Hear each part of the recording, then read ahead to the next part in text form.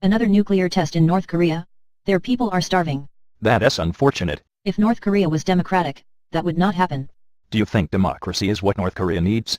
Of course, it is what every country needs. Why is that? Power corrupts. Absolute power corrupts absolutely. Dictatorship has so much power that the people are suppressed, and democracy is the only way out. So, does democracy reduce or eliminate power? What do you mean? Democracy is not anarchy.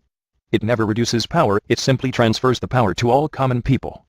Yes, that's right, and that's why democracy is fair and just.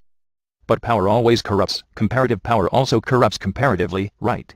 So citizens in democracies are more corrupt than people in autocracies? No, it is different. How? Dictators have lifelong power, so they can be easily corrupted and take no responsibility, but leaders in democracies are limited by terms and votes. Then, do voters take responsibility? What if they vote for the wrong person? Then that person will be voted out in the next election. No, I am not talking about those who are in the government, I am talking about people, the voters, the origin of power. Did any voter go to jail for committing crimes against humanity? Were any German voters tried in the International Criminal Court for putting Hitler in power and resulting in the Holocaust? Isn't Hitler to be blamed? Yes, but more importantly, responsibility comes with power and ownership. Voters are the natural owners of their country, they should be begging good politicians to run their country for them and reflecting on their mistakes of choosing the bad ones. In this case, Hitler was just an executive whose power was from the voters.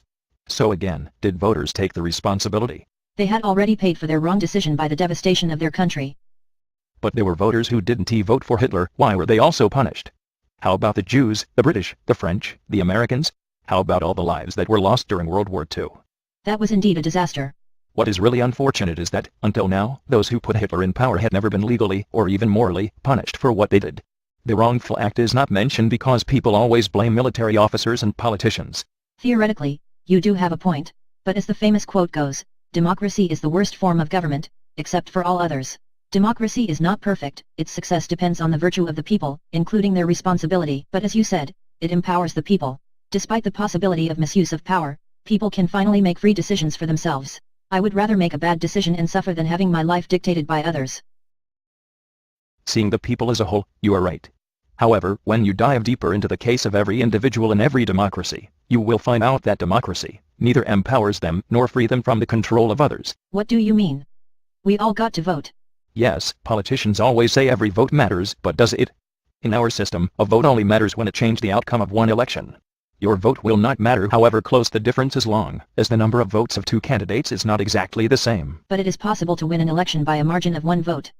What is the possibility of that happening in the US presidential election? Lower than that of winning a Lotto's 649th jackpot and getting $15 million US.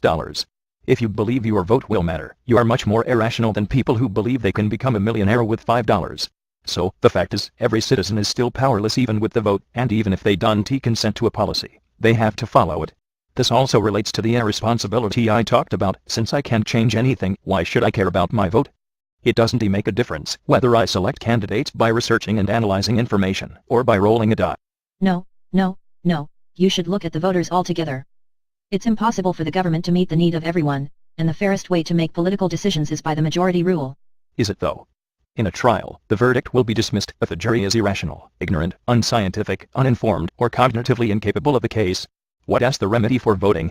Becoming a doctor requires a medical license, becoming a driver requires a driver license, becoming a plumber requires a plumber license.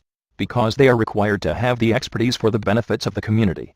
What does it take to become a voter? Nothing, except the citizenship and age. But incompetent voters threaten society even more. I mean, you can't restrict people's right to vote anyway. Every individual is entitled to one equal vote, that's their right.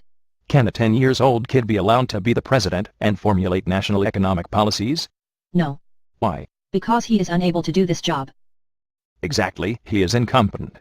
Another question, is a monarch entitled to a natural right to rule his people, given that he has no experience of governing and no ability to do so? Apparently no. For the same reason, right?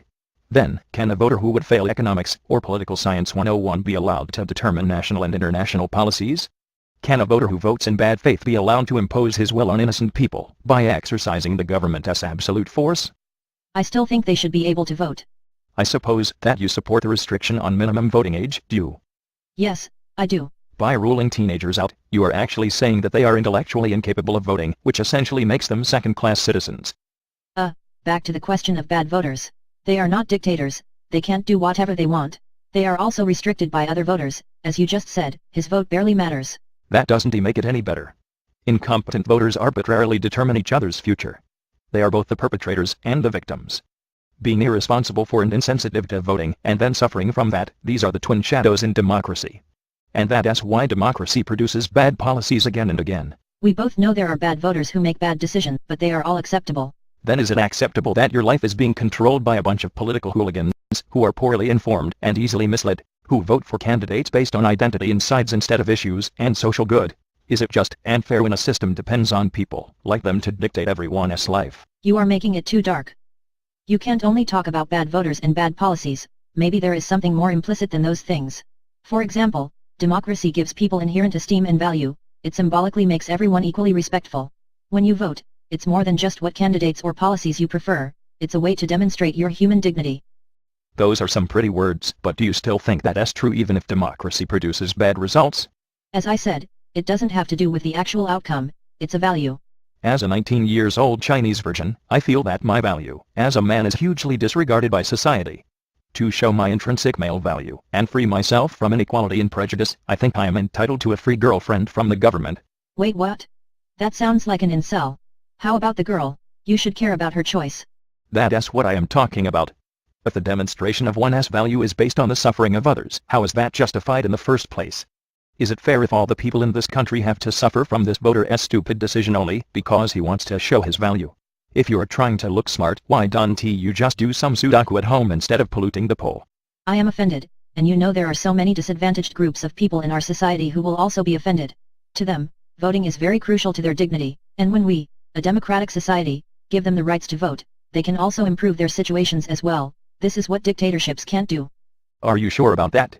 If disadvantaged people have already lacked necessary information and knowledge to vote correctly because they are in disadvantage, how are they supposed to make their situations better with the exact things they lack? Trump's supporters are relatively poor. Some of them voted for Trump due to misinformation and resentment. They want protectionism, but will Trump make their situations better by starting a trade war with China? I doubt it.